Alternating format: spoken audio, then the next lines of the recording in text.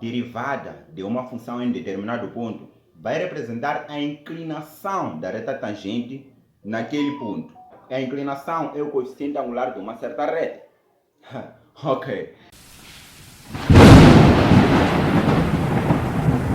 E aí, nerds, como é que estão? Mais uma edição Nerd Segundos. Desta vez estou para tirar essa tua dúvida acerca de derivadas, a aplicação da derivada.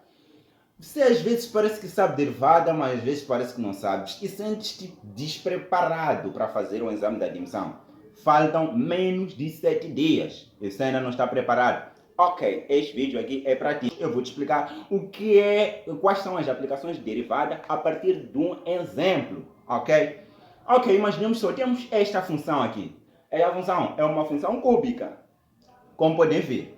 Esta função cúbica, se vocês forem a perceber, possui um pico e possui também um vale. Isso aprende-se na física, mas é tipo um topo. E lá no fundo, é tipo um buraco lá no fundo. Aquele topo ali, representamos como o máximo da nossa função. E aquele mais lá embaixo, naquele buraco, é o mínimo da nossa função. E nós queremos achar esse máximo e este mínimo. Como nós fazemos?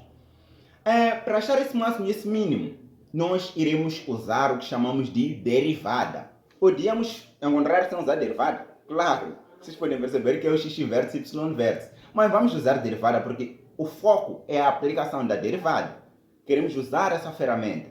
Então, como é que é? Podem perceber que se nós formos a traçar uma reta tangente naquele pico ali, vai tocar simplesmente naquele pico e aquela reta ali é uma reta horizontal. Se é uma reta horizontal, o coeficiente angular dele é 0, uma reta constante. Se derivada representa a inclinação de uma reta tangente, significa que se tu fores a derivar a tua função, igualares a 0, porque aquela derivada é a tua função, só que a derivada sendo a inclinação, ou seja, o coeficiente angular, vais igualar a 0, porque podes perceber que aquela reta, o coeficiente angular é 0. Então igualas a 0 e achas os zeros da primeira derivada.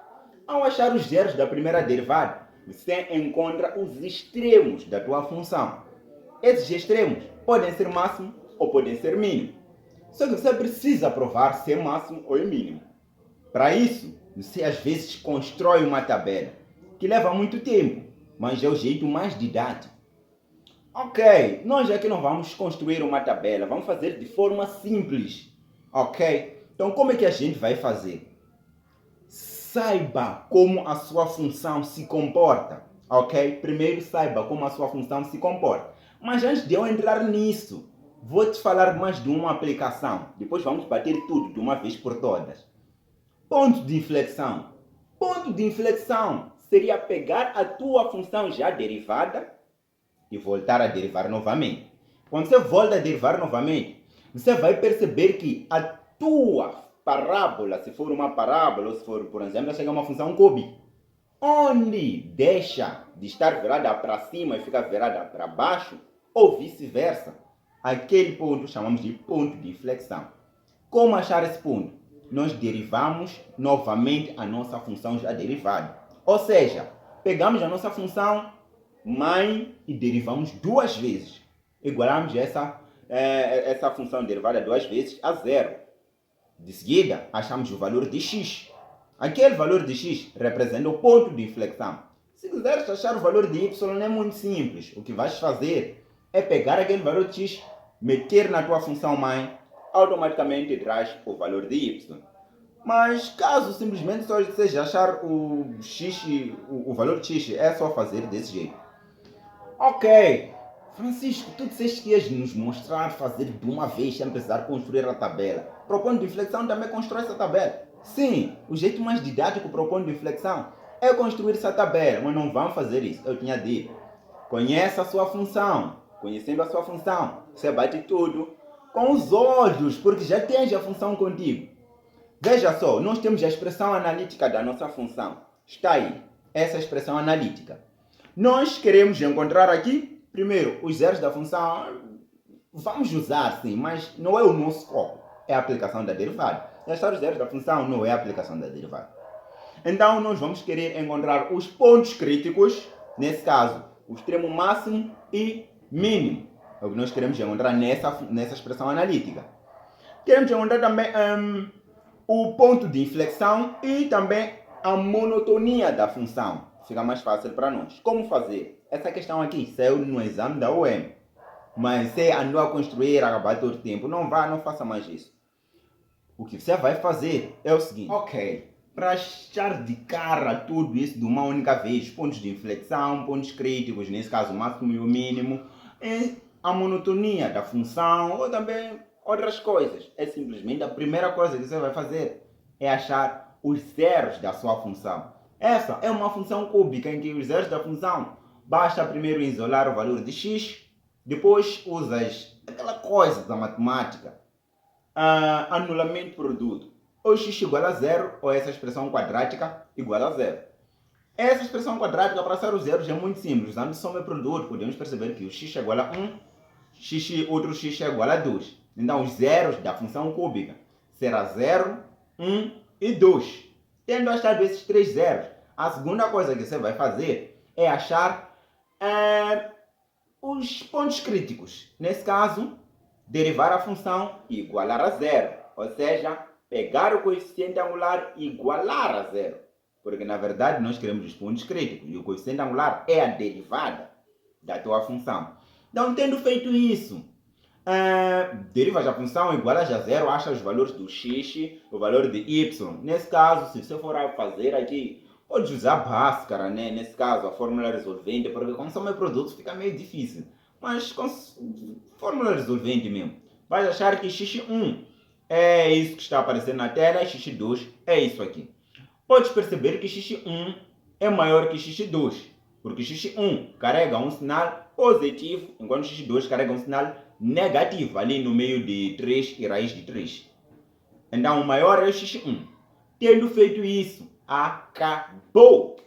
Sim, acabou. Por quê? Você já tem tudo contigo. O que falta é usar a sua informação. Como? Perceba que você quer achar os pontos críticos ou ponto de inflexão, monotonia da tua função cúbica. Essa aqui é uma função cúbica, em que o valor de A é positivo. Se o valor de A é positivo, significa que se nós formos a nos deslocar de menos infinito para a direita, a função está a crescer.